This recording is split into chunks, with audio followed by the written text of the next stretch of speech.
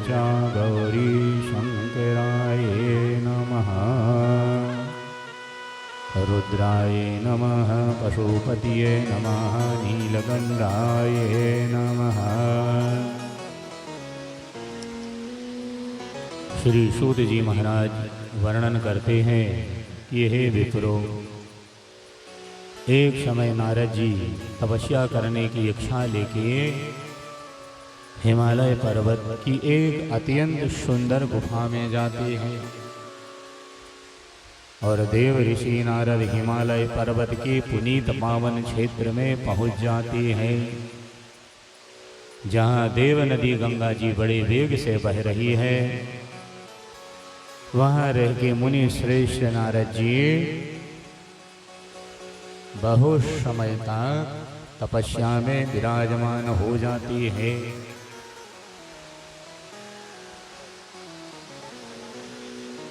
और बहुत समय तक नारद जी उस गुफा में बैठ गए, तपस्या में लग गए।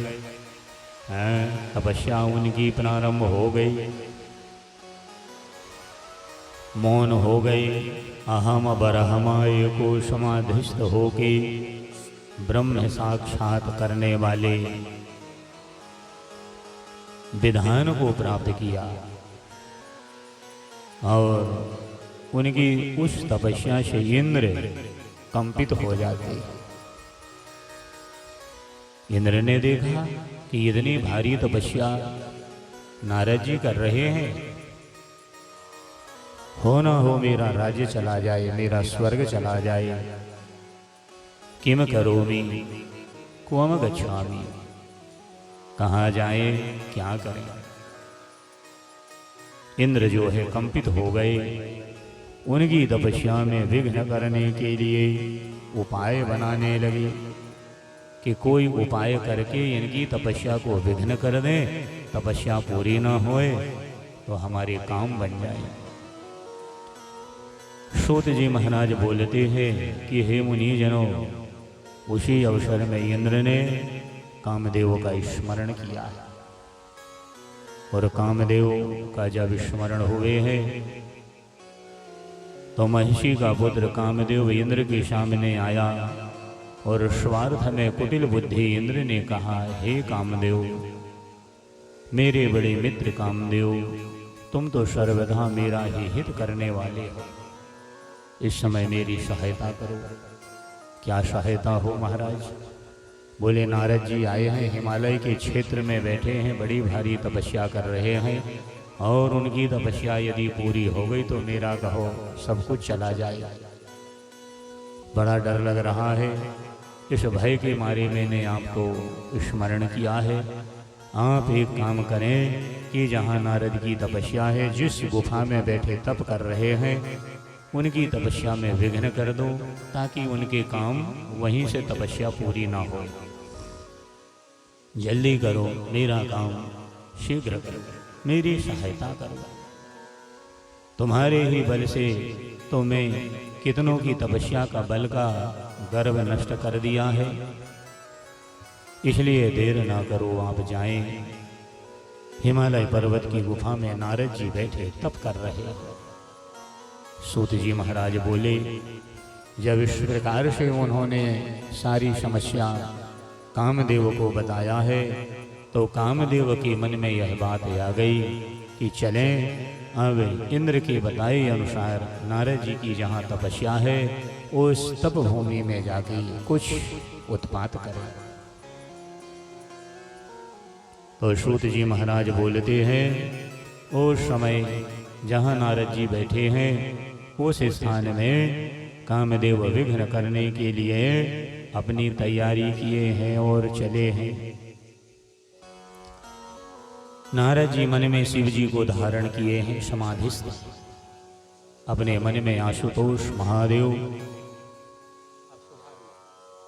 अवघड़दानी भगवान महादेव के मंत्रों को जप रहे हैं और उनके चरणार बिंदों में ध्यान करते हुए तपस्या में लगे। और उनकी बढ़िया दिव्य तपस्या हो रही है। नारद जी तपस्या करने को विराजमान है और कामदेव विघ्न करने के लिए, तपस्या भंग करने के लिए चले हैं। वहाँ पहुँचे हैं, उसने अपनी संपूर्ण कलाओं की रचना किया है, संपूर्ण कलाओं की रचना किया है। बसंत ने मद से नाना प्रकार का प्रभाव दिखाया है, परंतु नारद जी विराजमान है, उनके चित्त में कुछ भी विकार नहीं हुआ। जब कोई विकार नहीं हुआ तब में लगे हैं और भगवत स्मरण में विराजमान है। क्योंकि शिव जी की कृपा से ये वहाँ विराजमान है। भगवान शंकर की कृपा से इंद्र का गर्व नष्ट हो गया, क्योंकि इसी स्थान में पूर्व काल में शिव जी ने तपस्या किया था, कामदेव को जलाया था। ये वही भूमि थी, ये साधारण भूमि नहीं थी। और रति को वरदान दिया था, यह भी कह दिया था कि यहाँ पर काम का कोई प्रभाव नहीं पड़ेगा। ये इतना क्षेत्र की भूमि ऐसी भूमि रहेगी कि यहाँ कामदेव का किसी प्रकार का कोई प्रभाव नहीं होगा। लेकिन कामदेव को मालूम नहीं है कि यहाँ क्या पुण्य है, क्या आशीर्वाद है। कामदेव आया और अपना प्रभाव दिखाया, लेकिन वहाँ कोई प्रभाव जब नहीं चला, अपनी गति को व्यर्थ समझा, कामदेव नारद जी से इंद्र के पास स्वर्ग में आया है, वापिस आया है। और इंद्र विस्मित होकर के नारद जी की प्रशंसा करने लगे। शिव जी की कृपा से नारद जी की तपस्या बढ़िया अच्छे से हुई और कुछ समय तक नारद जी वहाँ शंकर भगवान की असीम कृपा से बैठे तप करते रहे। और कुछ समय के बाद काम को जीत करके नारद जी गर्वित हो गए और शिव जी की माया से मोहित होके अज्ञानियों के समान उस वृतांत को कहने के लिए दुनिया में निकल पड़ते। नारद जी समझ नहीं पाए कि यहाँ क्या होने वाला है। अज्ञानियों के समान उस वृतांत को कहने के लिए कैलाश पर्वत में आते, और कैलाश पर्वत में आए हैं जहाँ भगवान भूत भावन महादेव बैठे हैं। उनके पास गए हैं। नारद जी ने रुद्र भगवान को प्रणाम किया है और भगवान के चरणों में प्रणाम करके अपना सब वृतांत सुनाया कि हम ऐसी तपस्या करें, कामदेव आए, लेकिन वहाँ कोई प्रभाव नहीं पड़ा। सब वृतांत कह सुनाया, अपने को महात्मा और प्रभु समझ बैठे, अपने को महात्मा और प्रभु समझ बैठे। यह विषय को जब भगवान शंकर ने सुना तो शिव जी कहने लगे, हे तात नारद, तुम धन्य हो, तुम धन्य हो, परंतु ये बात जो तुमने मुझसे कही भगवान हरि के सामने नहीं कहना। मुझसे कह लिया तो कह लिया, लेकिन गोविंद भगवान के सामने मत कहना, और पूछने पर भी इस वृतांत को गोपनीय रखना, छुपाए रखना, किसी को नहीं बताना है। ऐसे तुम मेरे अत्यंत प्रिय विष्णु भक्त हो, मेरे अनुगत होते हैं, इसी कारण मैं तुम्हें अपना समझ के समझा रहा हूं। किंतु बंधुओं, शिव जी की माया से मोहित नारद जी ने इस बात को हितकारी नहीं समझा। यह बात को हितकारी नहीं समझा। होनहार की प्रबलता से जिसकी कर्म गति को विद्वान भी नहीं समझ सकते कि क्या होगा। कागज हो तो खोल के पढ़ ले वे, कर्म की गति कर्मति की आयाम कोई पढ़ता नहीं। जो लिखा है, जो विधाता ने लिख दिया है, वो घटने वाला नहीं, बढ़ने वाला नहीं, वो निर्धारित है। कर्मणाम जायति कर्मणाम विधीयति है। कर्म में जो लिखा है, होनहार प्रबल है। होनहार की प्रबलता से जिसकी कर्मवती को विद्वान भी नहीं समझ सकते। और शंकर भगवान की उस इच्छा का मनुष्य निवारण भी नहीं कर सकता, वे भी ना कर सके। और वे मुनि श्रेष्ठ शिवजी से बता के ब्रह्मलोक को जाते, जहाँ ब्रह्मा का लोक है। वहाँ जाके ब्रह्मा जी को नमस्कार किया। उन्होंने अपने तपोबल से काम जय को बताया कि मैंने काम से विजय पाया है। ब्रह्मा जी ने इस बात को सुन के शिव जी के चरणों में प्रणाम किया। मन ही मन भगवान भूत भावन को प्रणाम किया। जय हो प्रभु, जय हो प्रभु। फिर सबके कारण जान के अपने पुत्र को पुनः ऐसा कहने के लिए निषेध किया कि नारद, ऐसी बात नहीं कहना, ये बात अच्छी नहीं लग रही है। परंतु ब्रह्मा जी के कहने पर भी नारद जी ने उस पर ध्यान नहीं दिया, कोई ध्यान नहीं दिया, अनसुनी कर दिया। क्योंकि उनके मन में मद रूप अंकुर उत्पन्न हो गया है।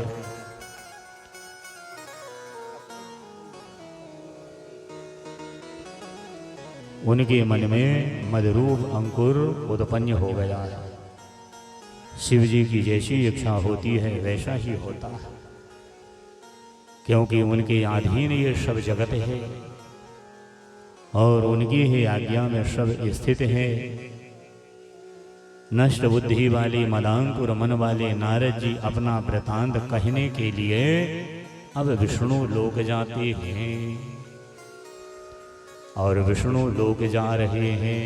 एक बार कर तल करे वीणा, एक बार कर तल कर वीणा, एक बार कर तल करे वीणा, एक बार कर तल कर वीणा। हाथ में वीणा लिए जय जयकार करते हुए और श्री नारद जी विष्णु जी के धाम को जा रहे हैं। एक बार कर तल कर वीणा, एक बार कर तल कर वीणा। गावहि हरि गुण परम प्रवीणा, गावहि हरि गुण परम प्रवीणा। क्षीर सिंधु पहुँचे मुनिनाथा, क्षीर सिंधु पहुँचे मुनिनाथा। जब क्षीर सागर पहुँचे हैं, गोविंद भगवान रमाकांत भगवान देखे हैं, नारद जी आए हैं। भगवान उठे हैं, आइए नारद स्वागतम। अर्घ पाद्यादि दिया और बड़े भाव से नारद जी को अपने लोक में बुलाया। नारद जी को बुलवाए हैं, आइए महाराज, आदर सत्कार किए हैं। उनके आगमन का कारण जानते हुए भी विष्णु जी ने आदर से उठ के आगे बढ़े हैं, सत्कार किया है। आई का आदर करो, कोई घर आवे, आई का आदर करो, जात नवाए शीश, तुलसी ऐसे नर से मिलिए विषवावी। कोई आवे आदर करें, जाने लगे कम से कम 20 कदम छोड़ने को जाए। 3 कारण से ही ये आना जाना होता है, भाव, प्रभाव, अभाव। भाव से आया है प्रेम परोस दीजिए, अभाव से आया है आप उसकी मदद कर दीजिए, और प्रभाव से आया है तो उस प्रभु को धन्यवाद देते हुए हम उसकी सहायता करें। भाव, प्रभाव, अभाव, ये 3 कारण से प्राणी आता है। विशेष रूप में तो आज नारद जी भगवान के लोक में आए हैं, भगवान उठे हैं।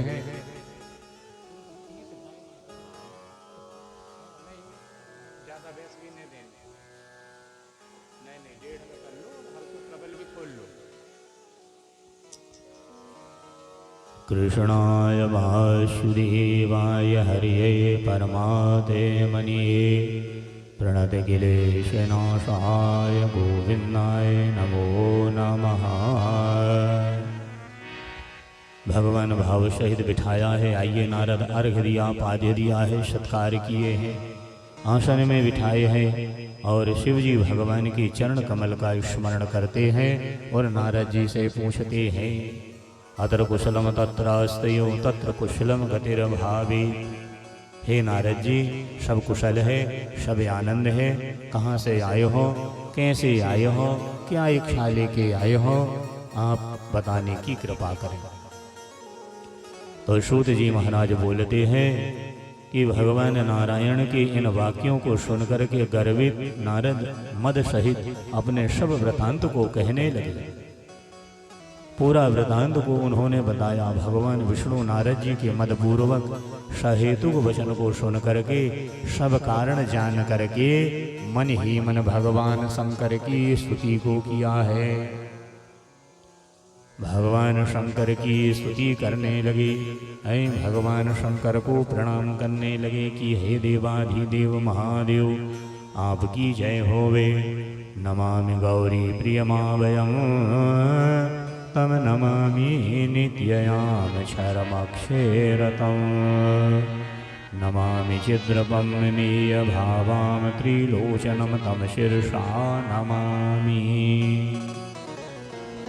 दोनों हाथ जोड़ के भगवान विष्णु शिव जी को नमस्कार किया, प्रणाम किया कि प्रभु आपकी माया बड़ी प्रबल है। ये देखो, मन ही मन कह रहे हैं कि आपने नारद जी को मना किया, लेकिन बाहरी नारद माना नहीं, ऐ ब्रह्मलोक से हमारे पास आ गया। प्रभु आपके चरणों में प्रणाम है, आपके चरणारविंद में नमस्कार है। नम्रता से मस्तक झुका के भगवान बड़े भाव से प्रणाम करे हैं, स्तुति करे हैं और नारद जी से बोलते हैं, हे मुनि श्रेष्ठ, आप धन्य हैं। काम मोह आदि तो उनको सताते हैं जिनके हृदय में तीनों देवता की भक्ति नहीं होती। काम क्रोध मद लोभ ये उन्हें सताया करते हैं। आप तो धन्य हैं, आप तो नैष्ठिक ब्रह्मचारी हैं, सर्वथा ज्ञान वैराग्य वाले हैं। फिर आपको ये काम का विकार कैसे होएगा? हो ही नहीं सकता। किसी प्रकार से आपको कुछ परेशानी हो ही नहीं सकती। आप तो जन्म से विकार रहित और सुंदर बुद्धि वाले हैं। हे मुनि श्रेष्ठ नारद जी, आपकी जय हो। मुनिश्रेष्ठ नारद ने भगवान के ऐसे वचनों को सुने हैं तो हृदय में नमस्कार किया है, हंसे हैं और भगवान से बोले, हे स्वामी, ये सब आपकी कृपा है। ऐसा कह के हरि को प्रणाम करके इच्छा अनुसार वहां से नारद जी चले जाते हैं। इच्छा अनुसार वहां से नारद मुनि प्रस्थान करते हैं। ऋषियों ने कहा, हे महाभाग व्यास शिष्य सूत जी, आपको नमस्कार है। जो आपने कृपा करके हमारे लिए इस अद्भुत चरित्र का वर्णन किया है, हे तात, यह सब आप हमसे कहिए। श्री व्यास जी कहते हैं, जब पौराणिकों में उत्तम सूत जी से ऋषियों ने इस प्रकार पूछा तो अनेक स्तुतियों को सुनकर के शिव जी का स्मरण करते हुए सूत जी महाराज वर्णन करते हैं।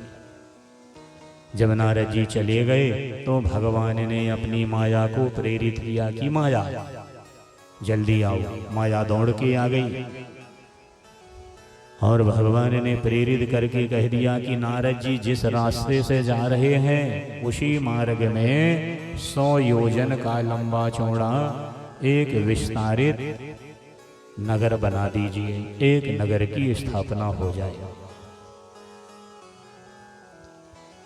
100 योजन लंबा हो, 100 योजन चौड़ा हो।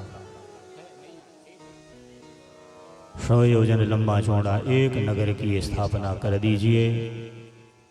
भगवान की बात को मान करके माया दौड़ के आई है और जहाँ से नारद जी जा रहे हैं उसी मार्ग में लंबा चौड़ा एक विस्तारित नगर की स्थापना हो जाती है। माया के द्वारा एक नगर बन गया और उस नगर में शील निधि नाम के एक राजा आ गए। उनके घर में वर वर्णनी सुंदर कन्या का जन्म हो गया। और वह श्रीमती नाम की कन्या है, बड़ी सुंदर है, बड़ी योग्य है, विवाह के समान है। हे महाराज, सारी तैयारियां वहां चल रही हैं और चारों तरफ से राजा लोग आए हैं। वे सभी कन्या के वर्ण में उत्सुक हुए, अनेक प्रकार के वेशों से शोभायमान है, संपन्न है। ऐसे नगर को देखकर नारद जी मुग्ध हो गए। उसी नगरी से गुजर रहे हैं, उनमें काम का अद्भुत संचार हो गया। कौतुकी नारद राजा के द्वार में पहुँचे हैं और राजा शीलनिधि ने श्रेष्ठ रत्नों के सिंहासन में बिठाया है, उनकी पूजा किया है और श्रीमती नामक की अपनी कन्या को बुलाया है और बुला के कहा है विवाह का समय है और बढ़िया समय में मुनि आए हैं, जरा बिटिया की हस्तरेखा देख दे में, आशीर्वाद दे दे में, विवाह का समय है। श्री सूत जी महाराज बोले हैं, नारद जी के चरणों में प्रणाम कराया है। तब उस कन्या को देखते हुए हे नारद जी विस्मित हो गए और परिचय पूछने लगा। परिचय जानकर के काम विहल हो गए। अब नारद के मन में लगा कि ये कन्या मुझे मिल जाए हैं। उस कन्या को पाने की इच्छा करके राजा से बोले, राजन तुम्हारी यह कन्या सब लक्षणों से युक्त है, बड़ी भाग्यशालिनी है और बड़ी धन्य है। इसमें लक्ष्मी के सभी गुण विद्यमान हैं और देवताओं में श्रेष्ठ है, सबका ईश्वर, जो किसी से जीता ना जा सके, शिव जी के समान विभो, और जो काम को जीतने वाला होगा निश्चय ही वही इसका पति होएगा। ऐसी बात श्री नारद जी ने भविष्यवाणी हाथ की लकीर देख करके उस कन्या के विषय में नारद जी ने ये सब वर्णन किया है। ऐसा कह के नारद जी राजा को आज्ञा देकर शिव माया से मोहित हो गए और स्वेच्छा पूर्वक वहां से चले गए हैं और मन में विचार करने लगे कि इसको स्वयंवर में किस तरह प्राप्त किया जाए, ये कन्या हमें कैसे मिले, तथा ये सब राजाओं को छोड़ के अकेले मेरे को ही वर्ण कैसे करेगी है। इस विषय में महाराज विचार करने लगे। मैं तो जटाजूट वाला हूँ है, ये कन्या बड़ी सुंदर है, मुझे कैसे प्राप्त होए है। अब मेरी सुंदरता कहाँ मिले, भाई मैं भी तो सुंदर हो जाऊं तब तो ये कन्या मुझे मिल पावे। ऐसे अपने मन में विचार करते हुए और नारद के मन में एक बात आ गई कि इस समय भगवान नारायण बड़े सुंदर हैं, हम नारायण भगवान के किनारे चले जाएं और उनका रूप मांग के आ जाएं, और भगवान यदि अपना रूप हमें दे देते हैं तो हमारे सब काम बन जाएंगे। इसलिए नारद बाबा वहीं से लौट गए और भगवान के धाम में आए गए। श्री भगवान को पुनः प्रणाम किए, नमस्कार किए। काम विहल नारद जी ने शीलनिधि राजा की विशाल लोचना कन्या श्रीमती का परिचय दिया, सारी बात बताया कि मैं यहाँ से गया, रास्ते में एक नगर मिला और वहाँ एक सुंदर कन्या है। अब मेरी जिज्ञासा है कि मेरा विवाह हो जाए, वो कन्या मुझे मिल जाए। जब अपनी बात व्यक्त किया है और कहा है कि यदि आप अपना रूप मुझे दे दें तो वह काम मेरा संपन्न हो जाएगा, अवश्य ही मुझको वह कन्या प्राप्त हो जाएगी। आपके बिना वह मेरे कंठ में जयमाल नहीं डालेगी। हे नाथ, आप मुझे अपना रूप दीजिए, क्योंकि मैं आपका प्रिय सेवक हूँ। जब ऐसी बात श्री नारद जी ने बताया है, श्री भगवान मंद मंद हंसने लगे। श्री शिव महापुराणे शिवचरित्राय नमः बोलिए शंकर भगवान की जय हो। तेरा दर तो हकीकत में दुखियों का सहारा है। तेरा दर तो हकीकत में दुखियों का सहारा है। तेरा दर तो हकीकत में दुखियों का सहारा है। तेरा दर तो हकीकत में दुखियों का सहारा है। तेरा दर तो हकीकत में दुखियों का सहारा है। तेरा दर तो हकीकत में दुखियों का सहारा है। दरबार तेरा भोले, दरबार तेरा भोले, जन्नत का नजारा है। दरबार तेरा भोले, जन्नत का खजाना है। तेरा दर तो हकीकत में दुखियों का सहारा है। तेरा दर तो हकीकत में दुखियों का सहारा है।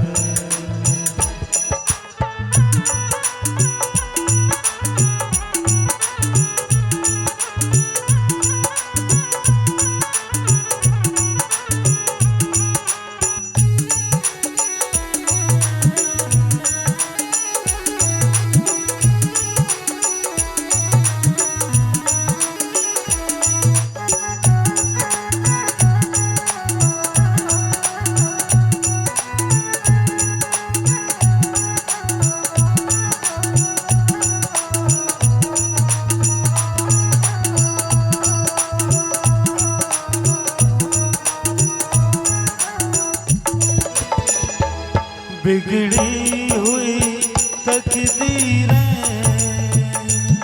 पल भर में बनाते हो। बिगड़ी हुई तकदीरें सभी गाइए। पल भर में बनाते हो। बिगड़ी हुई तकदीरें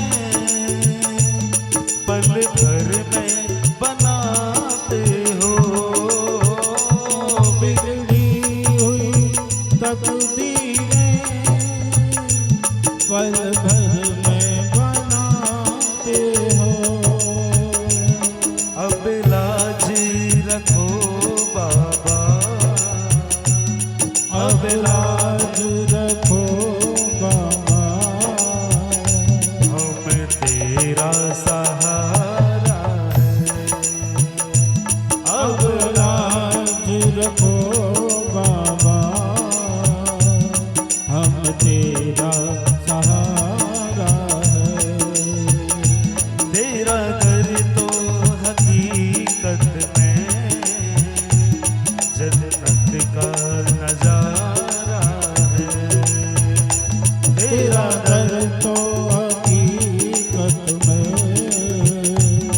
जन्नत का खजाना है।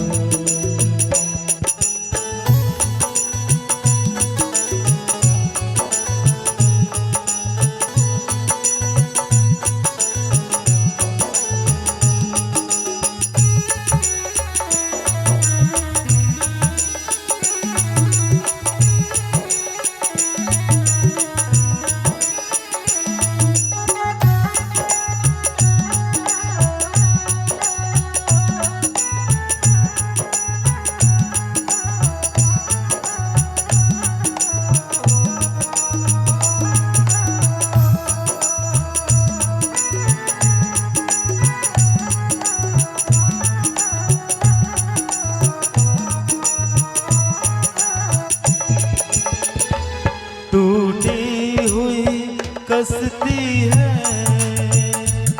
बड़ा दूर किनारा है।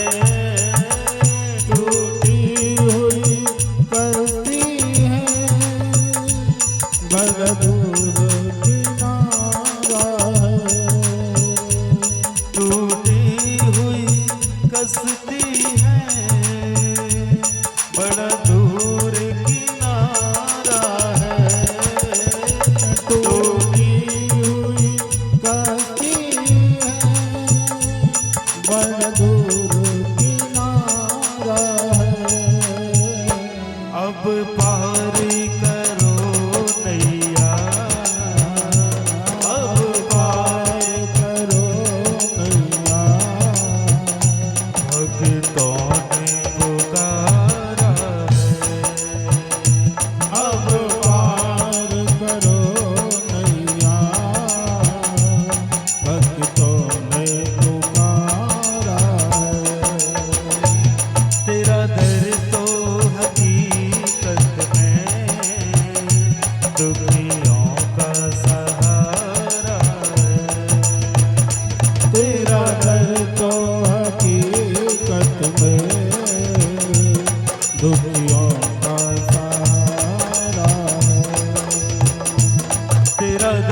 तो हकीकत में दुखियों का सहारा है। तेरा दर तो हकीकत में दुखियों का सहारा है। दरबार तेरा भोले, दरबार तेरा भोले, जन्नत का नजारा तेरा दर तो हकीकत में दुखियों का सहारा है। तेरा दर तो हकीकत में दुखियों का सहारा है। का मुख प्रदान करना। हरि रूप दे दिया, हरि माने बंदर, हरि माने भी भगवान, अनेक अर्थ हैं। सूत जी महाराज बोले हैं, जैसे ही बंदर का मुख दिया है, इन पर कृपा करने के लिए अंतर ध्यान हो गए और मुनि नारद ने समझा कि हरि ने मुझ पर कृपा कर दिया, कृतार्थ हो गए और चले वहां से। परंतु उनके जत्न को नहीं पहचाना कि यहाँ क्या हुआ। फिर मुनि श्रेष्ठ नारद जी शीघ्र ही वहां से गए हैं और वहां राजपुत्रों से घिरा हुआ स्वयंवर हो रहा था। फिर तो राजपुत्रों से व्याप्त और दिव्य वह स्वयंवर सभा जो इंद्र के समान है, उस सभा में जाकर पहुंच जाती है। उसमें जाय के नारद जी शीघ्र ही वहां बैठ गई और विचारने लगी कि अब तो विष्णु रूपधारी मुझको राजकन्या निश्चय ही वर्ण कर लेगी, ऐसे मन में भाव बनाए हैं। उन्होंने अपने मुख को कुरूप नहीं जाना कि मेरा मुंह कैसा है, वो यही समझे कि मुझे नारायण का रूप मिल गया है और बंदर रूप लेके वहाँ बैठे हैं। अन्य सब मनुष्यों ने भी मुनि के पूर्व रूप को ही देखा और अन्य सभी राजपुत्रों ने भी उस भेद को नहीं जाना, परंतु वहां तो दो रुद्रगढ़ जो ब्राह्मण के वेश में विराजमान है। नारद जी की रक्षा के लिए वे आए हैं, वे इस भेद को जान रहे हैं और बाकी कोई नहीं जान रहा है। जो जैसे वो सब नारद जी ही समझ रहे, क्योंकि भगवान के वो भगत हैं तो उनका उपहास ना हो, इसलिए सब वही रूप में जान रहे हैं, सब भगवान की ही कृपा है। लेकिन वहाँ पे महाराज जो रुद्रगढ़ जो आए हैं, ये ब्राह्मण की रूप में हैं, ये नारद जी को जान रहे हैं कि ये नारद जी हैं और ये रूप लेके यहाँ बैठे हैं। हे महाराज, वे दोनों मुनि को मूढ़ समझ करके उन्हीं के पास गए और परस्पर बातें करते हुए नारद जी की हंसी करने लगे। छलयुक्त उन्होंने नारद जी का परिहास किया। काम बहल मुनि ने उनके वाक्यों को यथार्थ रूप में नहीं समझा, नहीं सुना और राजकन्या को प्राप्त करने की इच्छा से उसी को देख रहे हैं कि कन्या कब आए, कब माला लेके मुझे गले में पहनाए दे। उपयुक्त समय आया है, कन्या आई है माला लेके, लेकिन उस मंडप में अपने योग कोई ऐसा वर नहीं समझ आया। पहली पंक्ति में ये बंदर रूप वाले बैठे हैं, उन्हें देख के बड़ी चिढ़ गई और थोड़ा भ्रुकुटी को टेढ़ी कर ली कि सुदिन खराब हो गया, मैं सभा में आई हूँ, ये बंदर रूप वाले कौन है। वहां से आगे बढ़ गई। हे महाराज, अपने अनुरूप वर नहीं मिल रहा है, उस सभा में जब नहीं मिल रहा है बड़ी चिंतित हो गई, कहाँ जाए क्या करे। इसी बीच वह राजकन्या बहुत सी स्त्रियों सहित अंतःपुर से आके भ्रमण कर रही है, जिनके हाथ में स्वर्ण की माला है और वह सुंदर व्रतधारी साक्षात लक्ष्मी की शवान सभा में आई है। अपने समान वर को ढूंढ रही है, घूम रही है, मिल नहीं रहा है। उसी अवसर में महाराज उसी सभा में गोविंद भगवान आए हैं, राजकुमार का रूप लेके, कोई देखा नहीं समझा नहीं और कन्या को वर्ण करके वहाँ से श्री भगवान चले जाती हैं। बोलिए विश्वनाथ भगवान की जय हो। अन्य राजकुमार राजकन्या के ना पाने से निराश हो गए, सब अपने अपने धाम को चले जाते हैं। अब नारद जी काम से विहल हो गए हैं।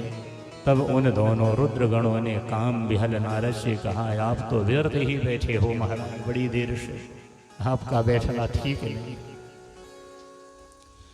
जिस राजकन्या को चाह रहे हैं वो नहीं मिली, पहले अपना तो मुख देख लो कि आपका मुख कैसा है। सूत जी महाराज बोलते हैं, उसी अवसर में नारद जी ने परछाई में जाके जब मुख देखा है तो बंदर जैसे मुख देख लिया। अरे राम राम, मारी क्रोध में आ गई, आग बबूला हो गई, क्रोध का संचार हो गया।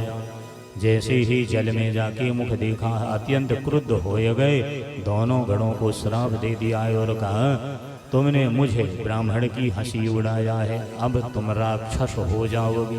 अरे पहले से खड़े थे, बता देना था, मैं भी परेशान है, तुम राक्षस हो जाओगे। बड़ा भारी उन्हें श्राप दे दिया। मुनि को मोहित हुआ जान करके कुछ भी नहीं बोले, बेचारे सुन लिए कि चुपचाप सुनने का काम है यहाँ, जवाब देने का काम नहीं, चुपचाप उनने सुन लिया। और शिव जी की स्तुति करते हुए वो भी बेचारे अपने स्थान को चले गए। ये जो कुछ था सब शिव की इच्छा थी महाराज, भगवान शंकर की ही इच्छा थी। अब ऋषियों ने पूछा, हे महाविद्वान सूत जी, जब शिव जी के गण अपनी इच्छा से चले गए तब काम से विहल नारद मुनि ने क्या किया, इस विषय को आप थोड़ा वर्णन करें। तो सूत जी ने बताया, शिव जी की इच्छा से मोहित मुनि ने उन दोनों को यथोचित श्राप दिया। जब जल में जाके अपना मुख देखा, परछाई देखा, बंदर जैसी मुखाकृति को देखा, उन्हें विष्णु पर भी बड़ा क्रोध आया और हमारे क्रोध में तमा जाते हैं और मन में सोचने लगे कि नारायण ने मेरे साथ छल किया। इस कारण क्रोध में आ गए, भगवान के घर आए और भगवान के धाम में आके भगवान से लड़ाई लड़ने लगी। बढ़ी हुई अग्नि की समान वाक्य कहने लगी। शिव की इच्छा से उनका ज्ञान नष्ट हो गया है, गर्व से पूर्ण वचन बोल रहे हैं, हे विष्णु, हे हरि, तुम बड़े कुटिल हो, बड़े कपटी हो, अपनी माया से संसार को मोहित करके मायावी और मलिन चित वाली हो, तुम किसी के उत्साह को देख नहीं सकती। तुमने पहले मोहिनी रूप धारण करके कपट किया है, समुद्र मंथन होगा और समुद्र के मंथन में जो अमृत निकला था, मोहिनी रूप धारण करके ही भगवान वहां से उस कलश को लेके गए, नहीं तो खींचातानी मच गई थी, लड़ाई होने लगी थी दैत्यों के मन में, हम लेवेंगे हम लेवेंगे। और भगवान मोहिनी रूप धारण करके जैसे ही कलश को खींचा और कलश खींचते समय 4 बूंद अमृत जमीन में गिर गया। 4 बूंद अमृत इस धरती में आ गया था महाराज वसुंधरा। 1 बूंद अमृत हरिद्वार की धरती में, 1 प्रयाग की धरती में, 1 मध्य प्रदेश की धरती अविंतिका माने उज्जैन और 1 महाराष्ट्र की धरती नासिक में जाके गिरा। ये 4 बूंद अमृत के गिरने से ही कुंभ की महिमा बड़ी विशाल हो गई। यहीं कुंभ लगने लगे। कुंभ में पूरा संसार आता है भाई, जहाँ अमृत गिरा था कोई निमंत्रण नहीं भेजता कि कुंभ है आ जाओ, लेकिन पूरे दुनिया के वहां जाते हैं उस अमृत के सुख पाने के लिए, वहां का दर्शन करने के लिए, संतों की कृपा लेने के लिए, वहां का दर्शनार्थ के लिए कुंभ में हमें जाना चाहिए। जब जहाँ जैसा कुंभ पड़ जावे, कुंभ के स्नान और दर्शन के हेतु सभी भक्तों को चाहिए कि प्रयास करके हमें जाना चाहिए। तो नारद जी जितनी पीछी बात थी सब बातों को कहने लगे कि आप मोहिनी रूप धारण करके छल किया, कपट किया है। यदि महादेव जी दया ना करते, विश्वान ना करते तो कहाँ तुम्हें ये सब मिलता। मैंने गुस्सा में आए, अपनी पूरी भड़ास निकालने लगे हैं। गुस्से में आके नारद जी जितनी पुरानी बात थी सब बातों को उनने स्पष्ट कर दिया कि आप तो बड़े समुद्र का मंथन किए थे, जहर निकला।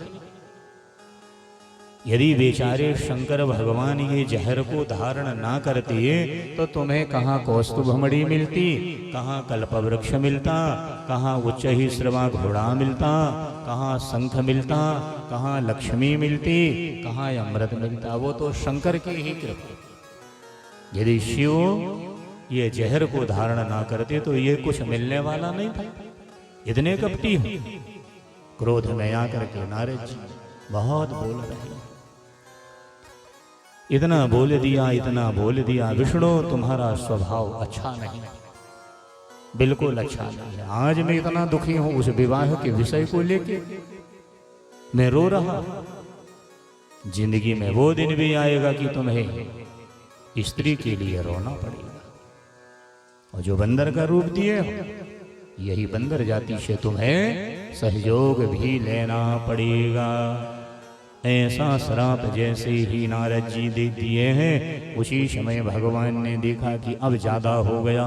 धीरे धीरे स्नेह स्नेह वह माया को खींच लिए, और जैसे ही माया खींची है, नारद पूर्ववत वैसे हो गए जैसे पहले थे। भगवान के चरणों में गिर गए, प्रणाम करने लगी, रोने लगी, क्षमा प्रार्थना करने लगी। प्रभु मैंने भूलवश अनेक अनेक वचन, आपको कठोर वचन कहा है, प्रभु क्षमा करो।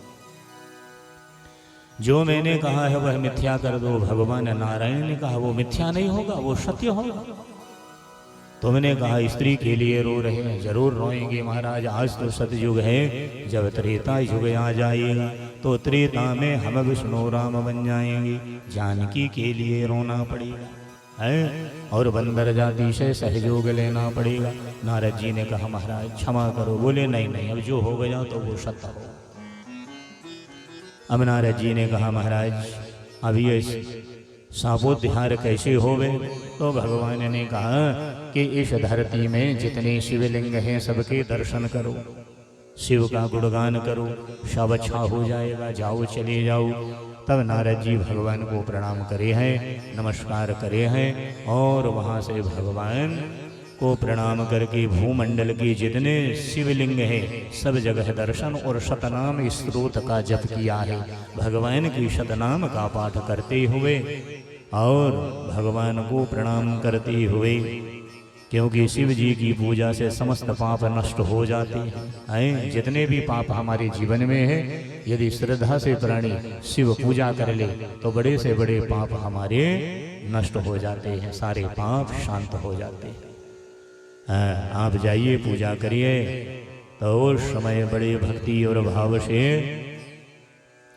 भस्म लगाए हैं नारद जी। ओम नमः शिवाय का मंत्र जप प्रारंभ किए हैं और शिव के प्रिय रुद्राक्षों को जत्न से अंग में धारण करे हैं और सर्वदा शिव जी की कथा को सुनते हुए और निरालस्य होकर के बड़े भक्ति भाव से भगवान की शरण लेते हुए भूमंडल में जितने शिवलिंग हैं सब जगह जाके भगवान के दर्शन कर रहे हैं, स्तुति कर रहे हैं।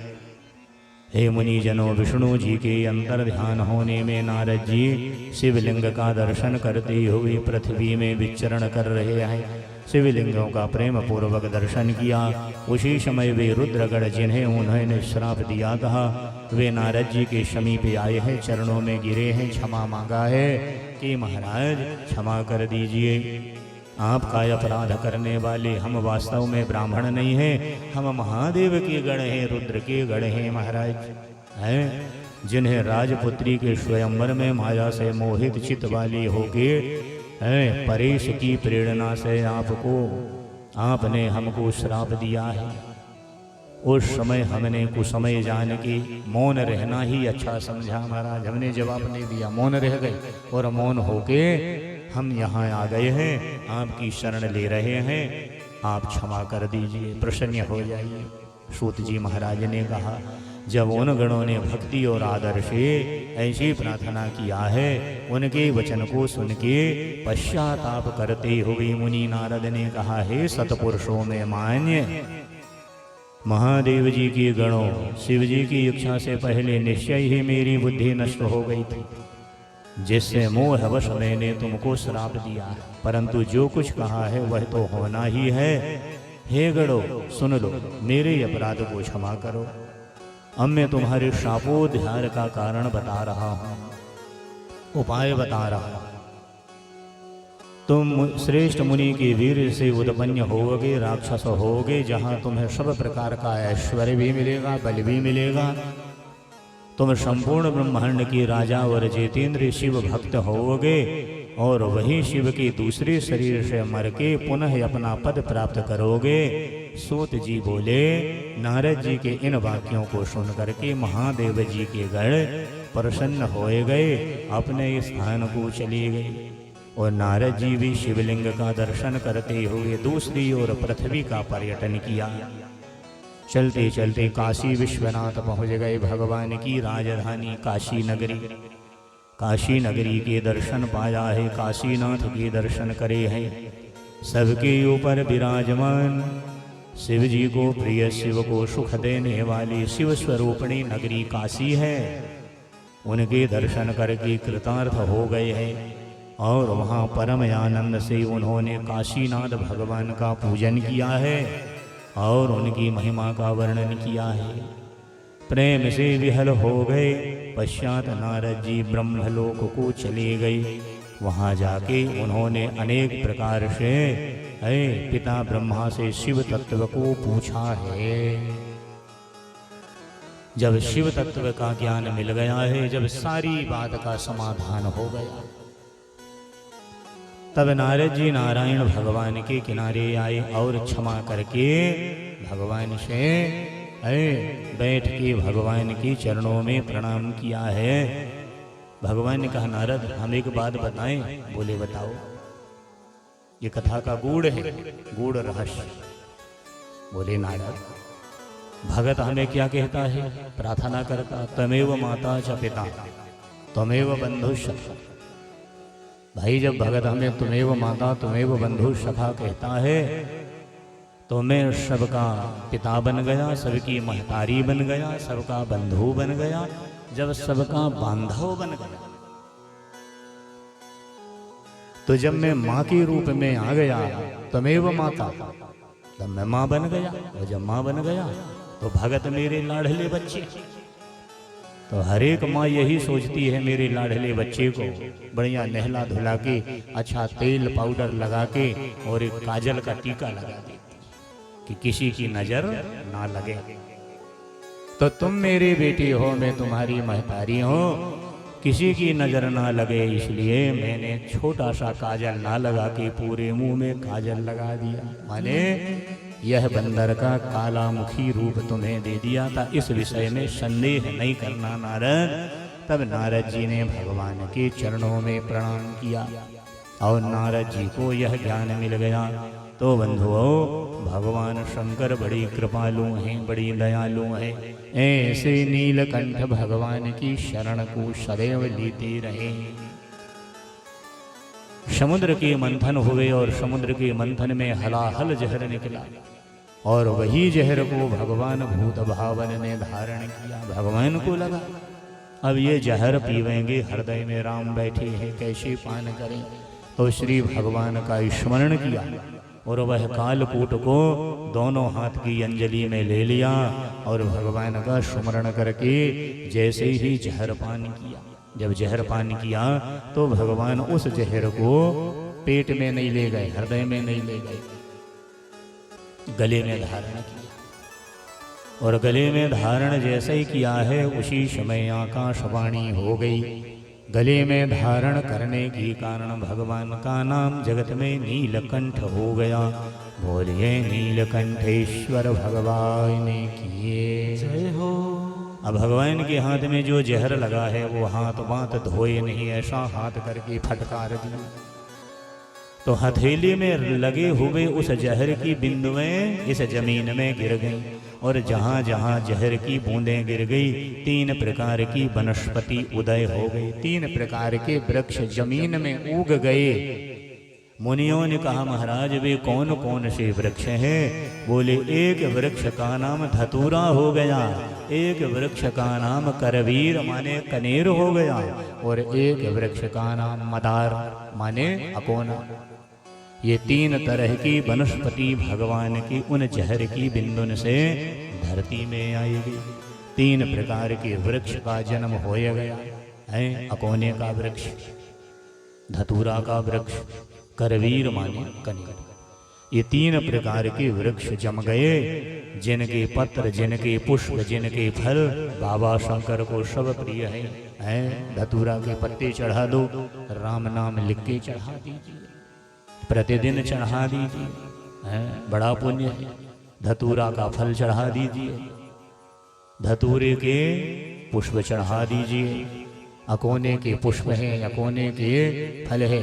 अरे भैया, सुवर्ण दान देने में जितना पुण्य मिले उतना पुण्य एक अकोने के पुष्प के चढ़ाने से भगत को प्राप्त हो जाता है। इसलिए भक्ति पूर्वक, श्रद्धा पूर्वक श्री भगवान को इन पुष्पों को सदैव चढ़ाना चाहिए।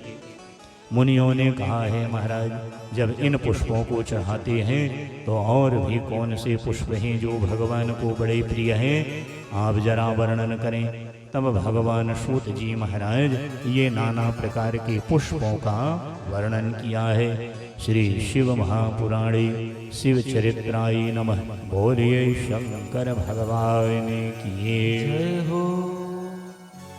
आया तेरे चरणों में, अब सब कुछ संभालो भोलेनाथ, अब सब कुछ संभालो भोलेनाथ। आया तेरे चरणों में, अब सब कुछ संभालो भोलेनाथ।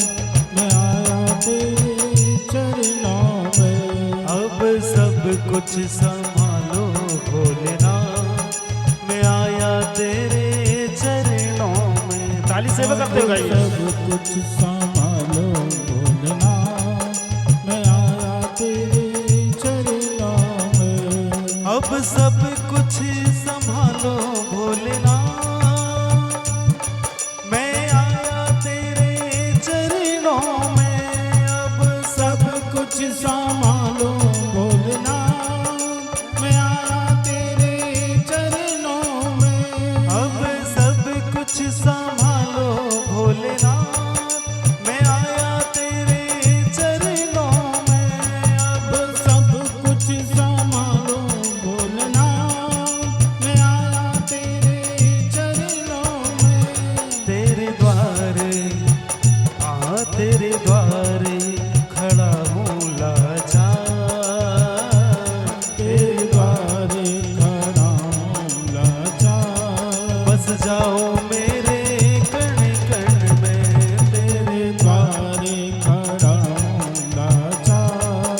बस जाओ मेरे नैनों में, अब सब कुछ संभालो भोलेनाथ, मैं आया तेरे चरणों में। अब सब कुछ संभालो भोलेनाथ। मैं आया तेरे चरणों में।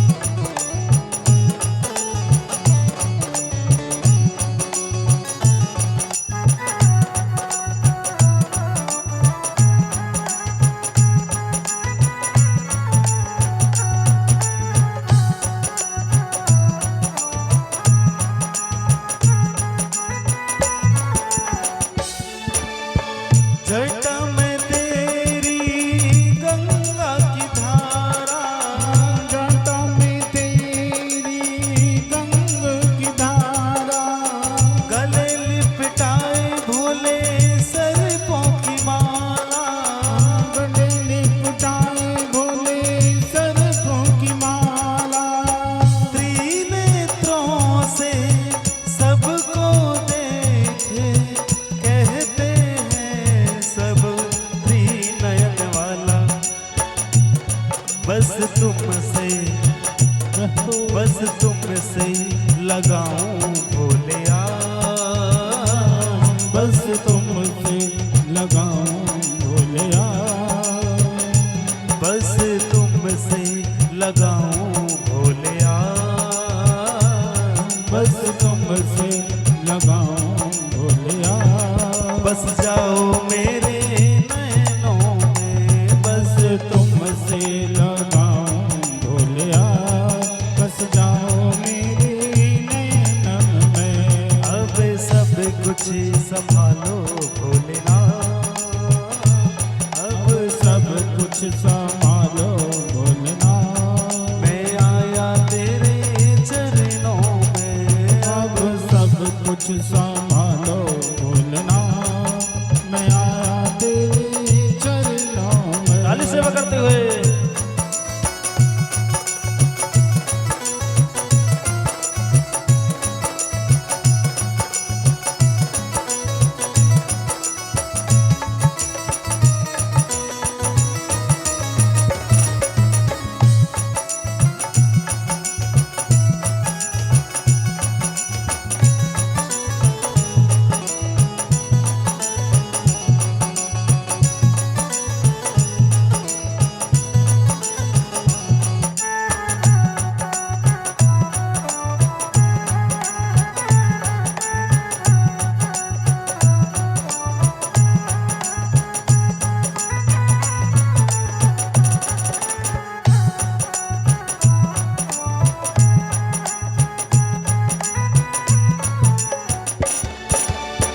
अमृत का मुझे मोह नहीं है, अमृत का मुझे मोह नहीं है, तू विसरे मुझे वो भी प्रिय है।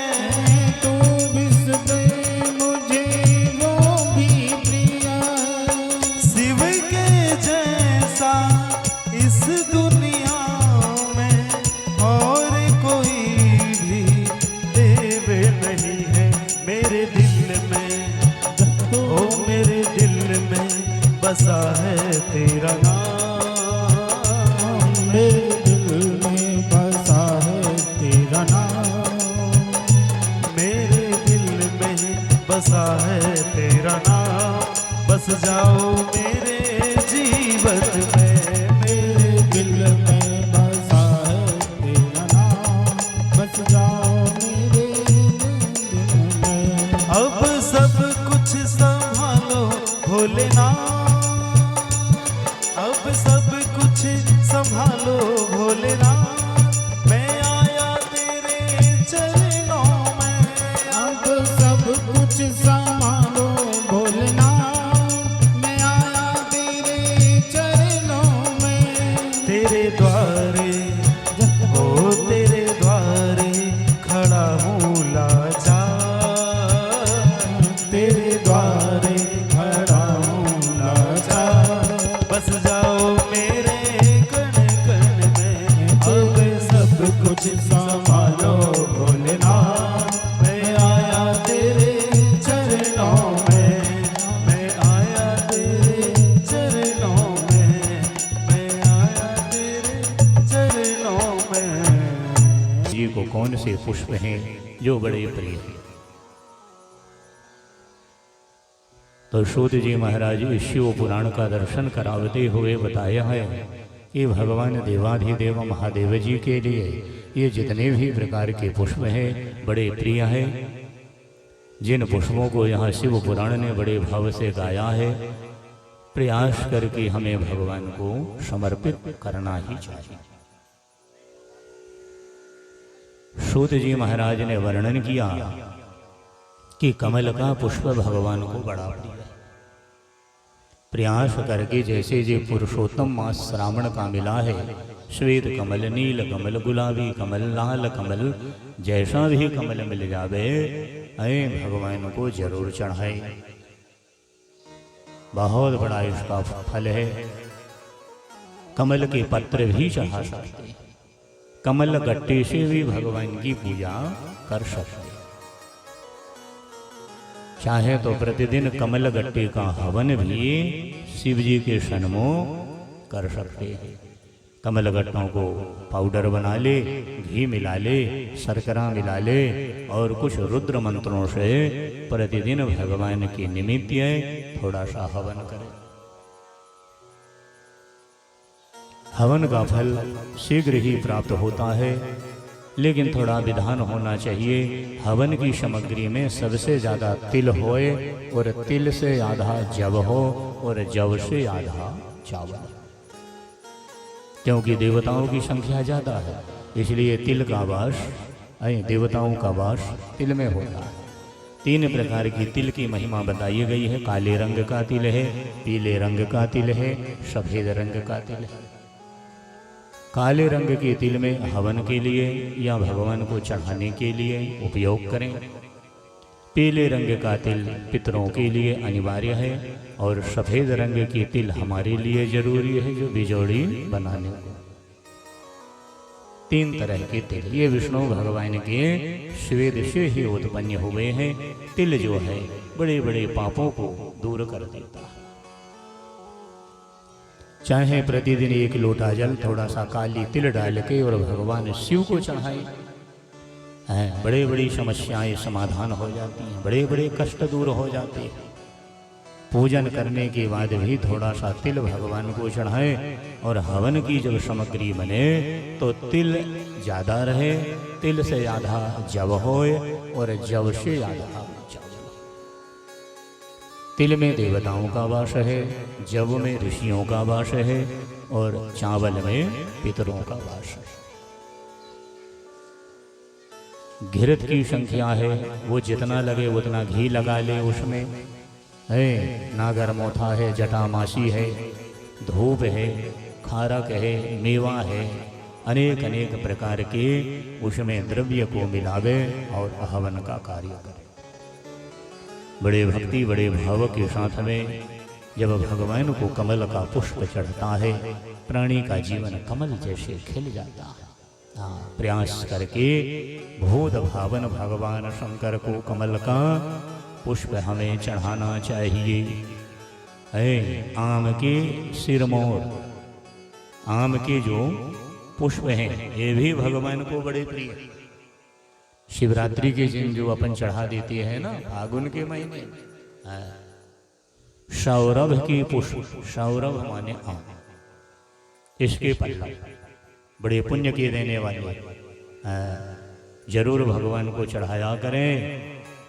अशोक की पत्तियां हैं, आम की पत्तियां हैं, शमी की पत्ती और पीपल की पत्तियां भी भगवान को चढ़ाई जाती हैं, बड़ की पत्तियां भी भगवान को चढ़ाई जाती हैं। बेलपत्र भी भगवान को बड़े प्रिय बताए गए हैं। बेलपत्र भगवान को अनिवार्य है, जैसे जल जरूरी है वैसे भगवान को बेलपत्र चढ़ावे। जब बेलपत्र चढ़े तो पीछे का वज्र निकाल दिया करें। ये वज्र, ये गुंडी जो होती है उसे अलग कर दें और ऐसा पकड़ के बेलपत्र को चिकना हिस्सा भगवान की तरफ रहे, खुरदरा हिस्सा ऊपर रहे और भक्ति के साथ में भगवान का स्मरण करते हुए बेलपत्र भगवान शिवलिंग के ऊपर चढ़ाया। जैसे ही बेलपाती चढ़ती है 3 जन्म के पाप कट जाते हैं और प्राणी को काशीवास का फल प्राप्त हो जाता है। इतनी बड़ी महिमा बेलपत्र में। जैसे जी श्रावण मास चल रहा है, इसमें बेलपत्र का दान 10-20 बेलपाती इनके घर पहुंचा दो, उनके घर पहुंचा दो, सब ही चढ़ाएंगे। इसका बहुत ज़्यादा महात्म है, इसका बहुत ज़्यादा पुण्य है और इसका बहुत पुण्य है। पिछले जब हमने लिंग पुराण किया था मंगलेश्वर मंदिर महाराज, वहाँ प्रतिवर्ष एक कथा हमारी होती है। जैसे रिप्टा घाट में 23 साल हो गए, कार्तिक में विष्णु पुराण, माघ में नर्मदा पुराण और शिवरात्रि में शिव पुराण। सन 2000 से वहाँ ये क्रम हमारा 3 पुराण का चल रहा निरंतर। इसके अलावा जो भी भक्त आ जाते हैं, व्यवस्था नहीं है, चलो यहाँ आ जाओ, बैठ के कथा सुना देगा। ऐसी अनेक कथाएं वहाँ होती। ऐसे ही वहाँ मंगलेश्वर मंदिर बूढ़ी माई संगम में पूरी 18 पुराण हो चुकी हैं हमारी। पड़ाव राम मंदिर में भी पूरी 18 पुराण, निवास के राम मंदिर में भी पूरी लगातार 18 पुराण, बैहर की खेर माई मंदिर में भी पूरी 18 पुराण संपन्न हो चुकी है। श्रीमद् भागवत से लेके जितनी भी लिंग पुराण, वराह पुराण, कूर्म पुराण, अग्नि पुराण सब। तो यहाँ नर्मदा जी के तट में मंगलेश्वर मंदिर, कभी जाइए दर्शन करने के लिए, बड़ा दिव्य मंदिर है। हाँ, बड़ी महिमा है वहाँ की। तो कार्तिक के बाद अघन मास में ये 5वां साल है हमारा, पोथी लेके बैठ जाते हैं। एक बार शिव पुराण लेके बैठे, फिर लिंग पुराण हुआ, फिर नर्मदा पुराण हुआ, इस सत्र में पद्म पुराण हुआ था। हाँ, अब फिर स्कंद पुराण भी हुआ, अब इस सत्र में ब्रह्म वैवर्त पुराण होगा। जरूर आए सब लोग। तो एक दिन हमने घोषणा किया कि आज हमें बेलपाती की आवश्यकता है, जो जितनी से ज़्यादा बेलपत्र लेके आवे। तो जब भक्त लोग वहाँ बेलपाती लगाए, पंडित जी के पास कापी पेन लगा के बिठवाए दिए कि आप सबका नाम लिखो, संख्या लिखो कि कौन कितनी लाया है। तो कितनी बेलपाती आई थी? एक दिन में 30,724 बेलपत्र से मंगलेश्वर भगवान का अर्चन हुआ था। यही अपने महाराज को बहुत बेलपत्र, 30,724 बेलपत्र जब भगवान को चढ़े हैं। पूरे मंडले के भक्त और महाराजपुर तमाम दूर दूर के श्रद्धालु उस दिन वहाँ दर्शनार्थ के लिए आए थे। बेलपात्री में बड़ी महिमा है। प्रतिदिन अरे बेलपत्र का तो वृक्ष भी लगाना चाहिए। इस वृक्ष की महिमा बड़ी विशाल है।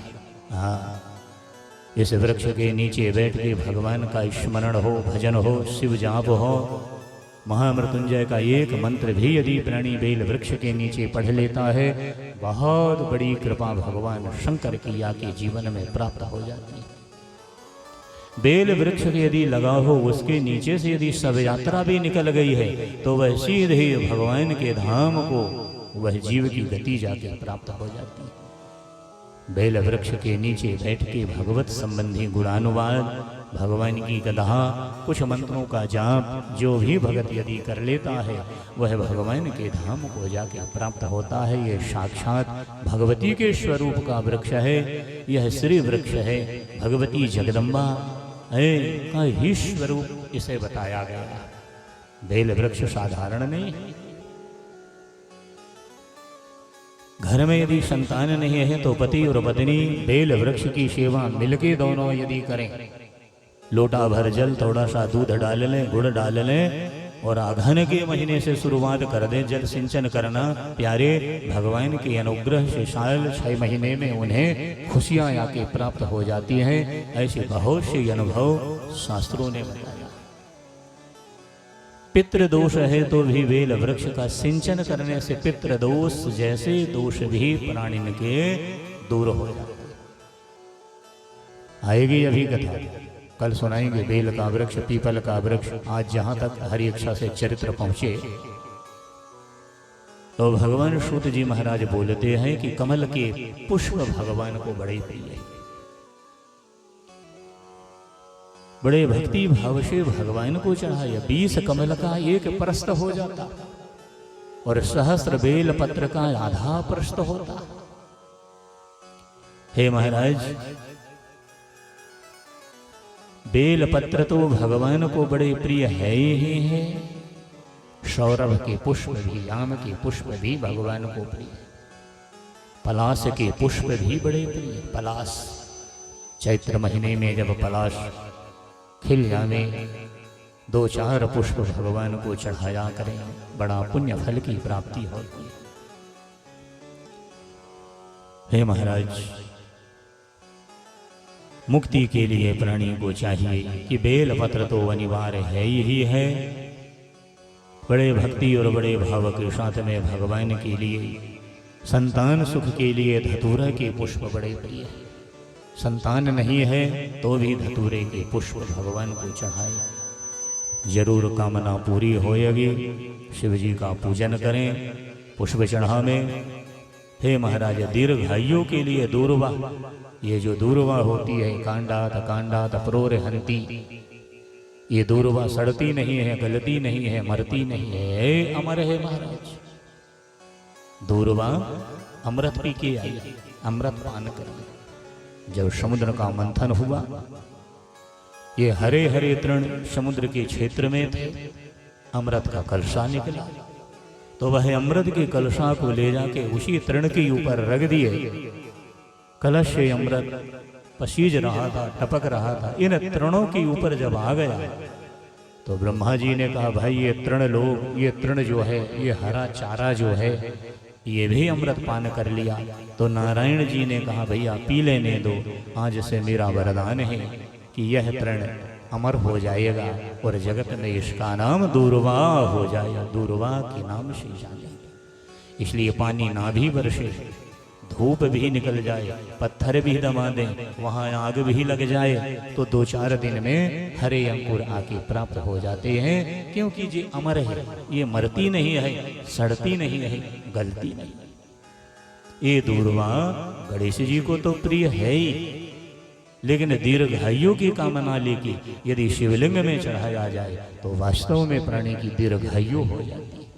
ब्रह्मा के लेख भी वहाँ परिवर्तित हो जाते हैं। इसलिए प्रयास करें कि जिस दिन हमारा जन्मदिन हो तो जन्मदिन के दिन इतनी दूर्वा इकट्ठी कर ले में और भगवान शिव जी को चढ़ाए में। और थोड़ा पुनीत करना है, जरा अच्छा श्रेष्ठ करना है, तो थोड़ा सा दूध मिश्री डाल के बड़ वृक्ष के मूल में जाके, बरगद का वृक्ष जो है उसके मूल में ले जाके, उसकी जड़ में ले जाके थोड़ा सा दूध सिंचन कर दें। बड़ वृक्ष का दर्शन करके श्री मार्कंडेय जी का स्मरण कर ले, मार्कंडेय भगवान का स्मरण कर ले में बड़ा मंगल हो जाता है, दीर्घायु हो जाती है। ये साधारण वृक्ष नहीं है। करार बिंदे पदहार बिंदे मुखार बिंदे वेन भी सजनता वटहास्य पात्रस्फुटे शयानं बालं मुकुंदं मनसा स्मरामि। ये बड़का पत्ता ऐसा ही नहीं है, एक बड़का पत्ता ले आओ, साफ कर लो। यदि व्यापार नहीं चल रहा है तो मधु से, शहद से स्वास्तिक बना के भगवान को चढ़ा दे,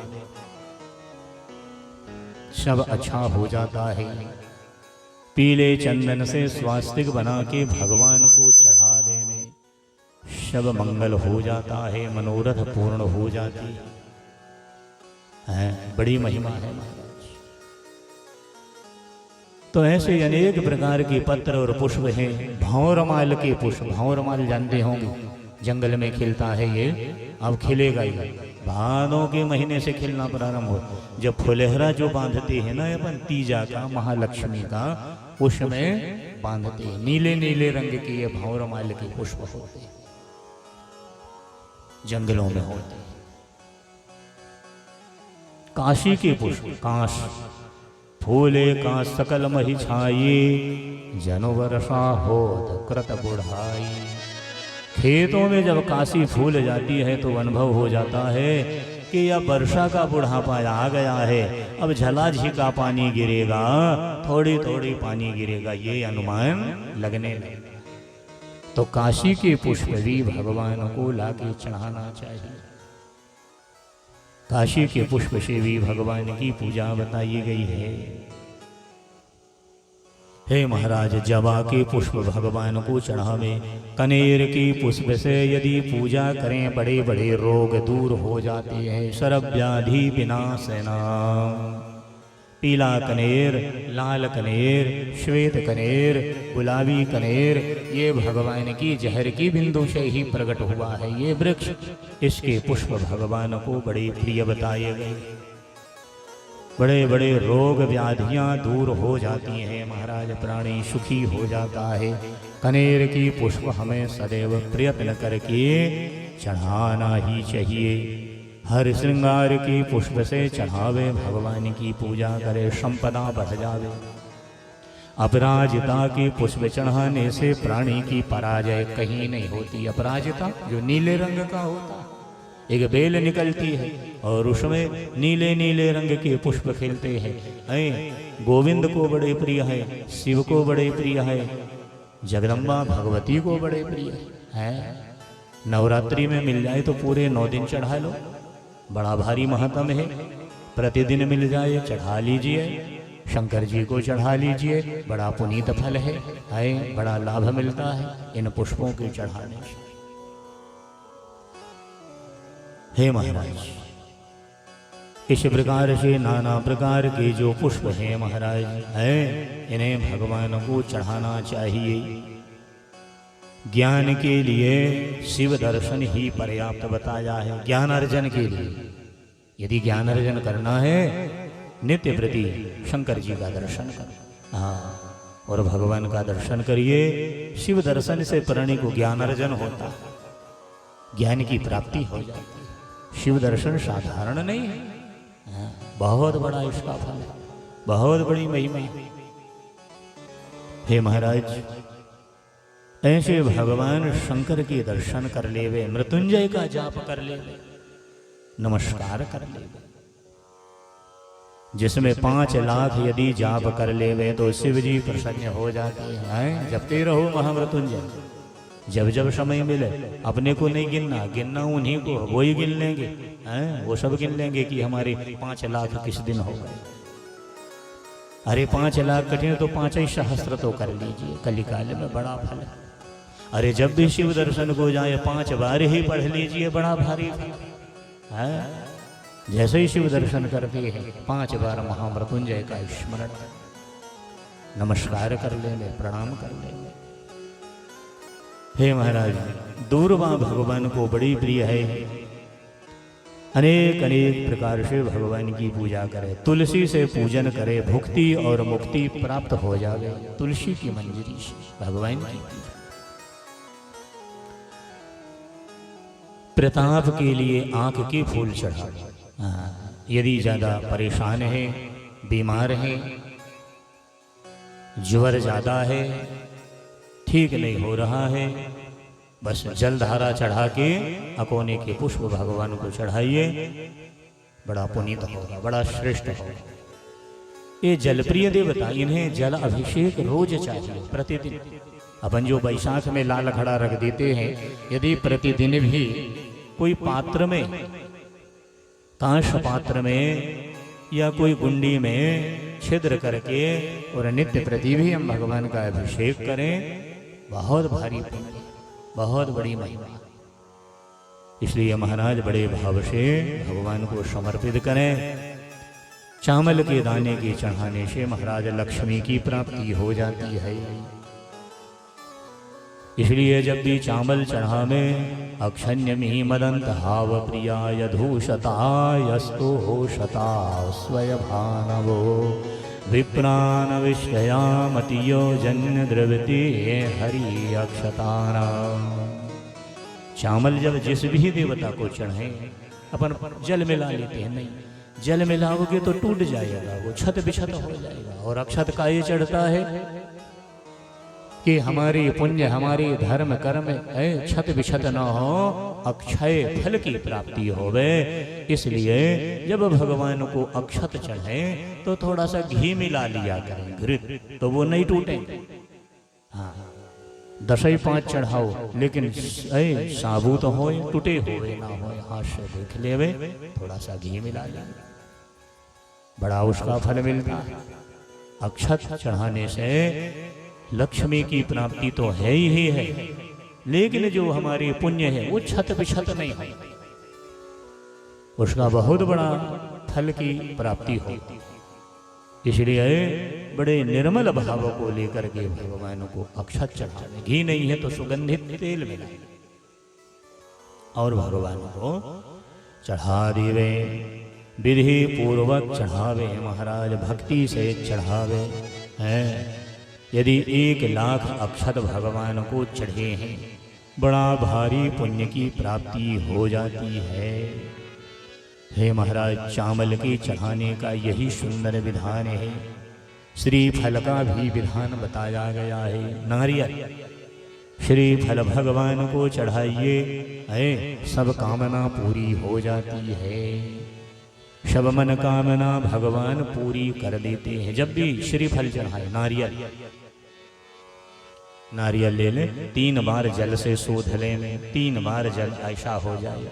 और ज्यादा पुण्य लेना है, सूत बांध ले 3 बार और प्रार्थना करके श्री भगवान के चरणों में समर्पित करने में सब इच्छाएं पूरी कर देता है। ये नारियल साधारण नहीं है महाराज, श्री फल के चढ़ाने से सब कामनाएं पूरी हो जाती है। श्री फल चढ़ावे, गंध चढ़ावे, चंदन भगवान को बड़ा प्रिय है, धूप दीप इत्यादि बड़ा प्रिय है। हे महाराज, दक्षिणा भी भगवान को बड़ी प्रिय है, यथाशक्ति दक्षिणा चढ़ावे। और 12 ब्राह्मणों का भोजन करावे, शिव जी की बड़ी कृपा प्राप्त हो जाती है।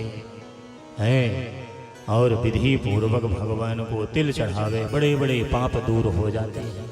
जाने ना जाने हमसे जो पाप हो जाते हैं, इन पापों को शांत करने का काम तिल का।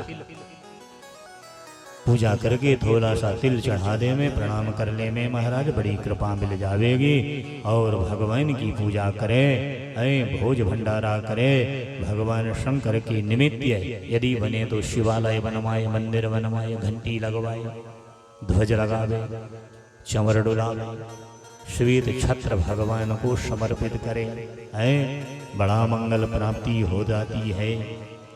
जलधारा मंगल प्रिय देने वाली है। धीरे धीरे भगवान को जल चढ़ावे, बड़ा फल की प्राप्ति हो जाती है। भगवान को थोड़ा सा गुलाल चढ़ावे, गुलाल चढ़ावे, भस्मी लगावे। और भगवान को चने की दाल चढ़ावे, गुड़ चढ़ावे, शर्करा चढ़ावे, मिश्री चढ़ावे। बड़े भक्ति भाव से पंचामृत चढ़ावे। पंचामृत तो कल हमने बता दिया था कि रविवार के दिन पंचामृत बना के शिव जी भगवान को कैसे चढ़ाना। भगवान को वस्त्र भी चढ़ावे, वस्त्र के चढ़ाने से सब मनोकामनाएं पूरी हो जाती है। हे महाराज, और गंगा जी का जल चढ़ावे तो भुक्ति मुक्ति मिल जावे है। कुआं का जल भी भगवान को चढ़ा दे।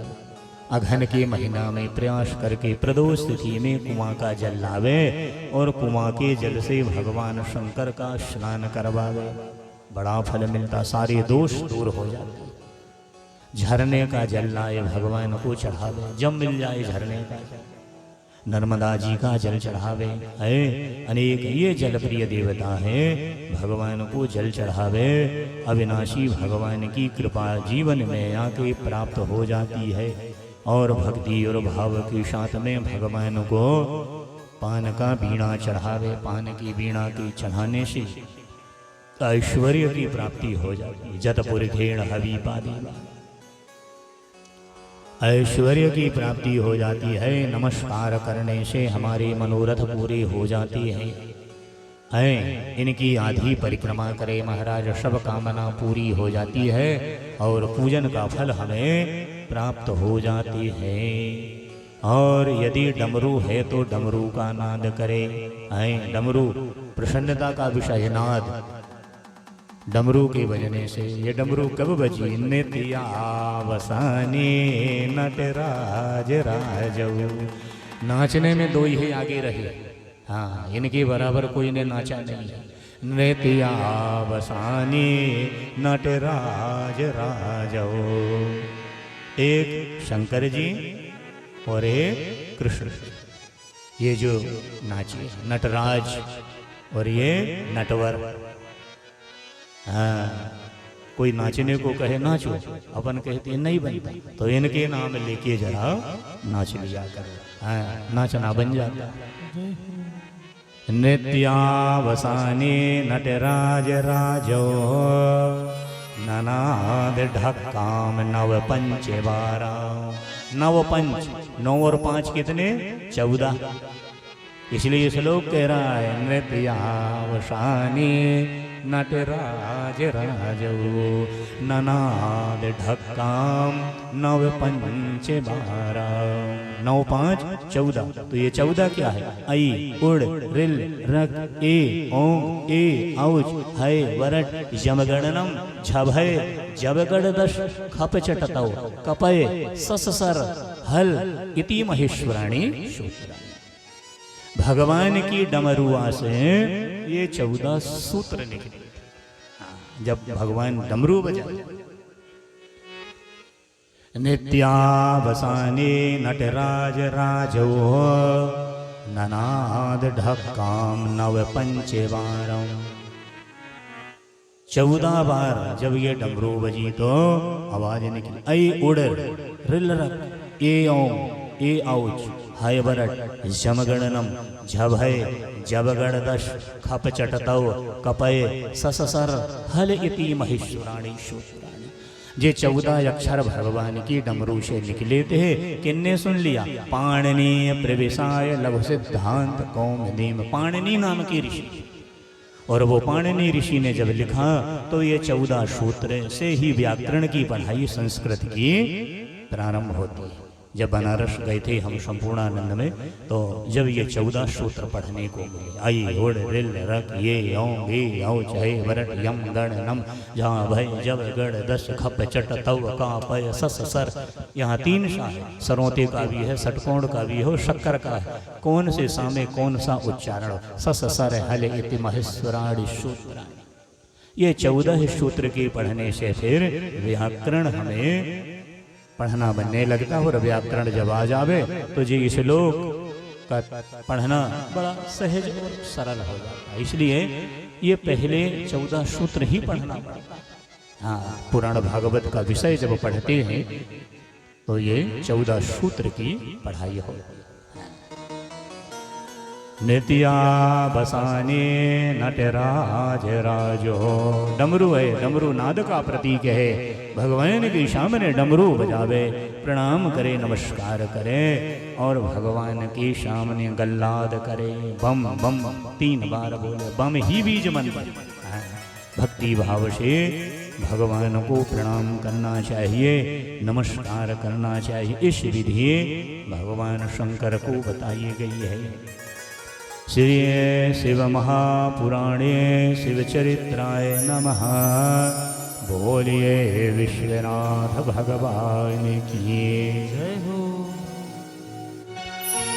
शिव शंकर डमरू वाले मुझ चरणों से लगा ले, शिव शंकर डमरू वाले। मेरी सांस सांस में तेरा, मेरी सांस सांस में तेरा, मेरी सांस सांस में तेरा, मेरी सांस सांस में तेरा है नाम डमरू वाले।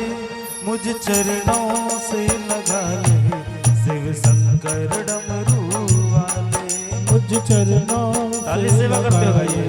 शिव शंकर डमरू वाले। ओ मुझ चरणों से लगा ले, शिव शंकर डमरू वाले। मुझ चरणों से लगा ले, शिव शंकर डमरू वाले।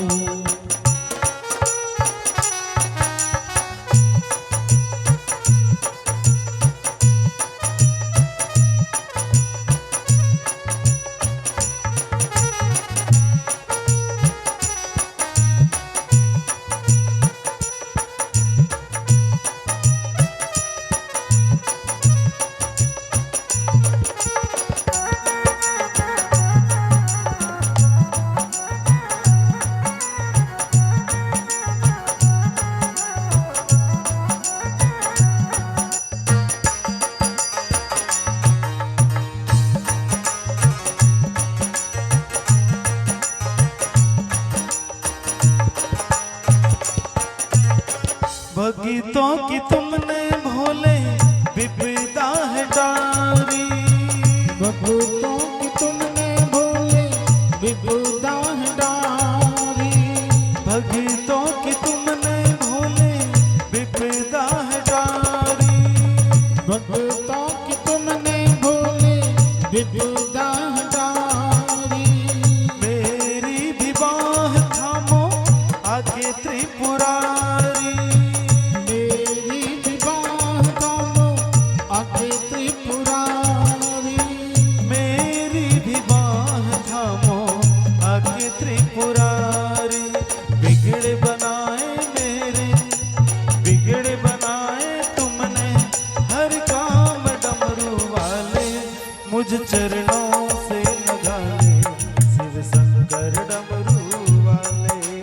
चरणों से लगा ले शिव शंकर डमरू वाले।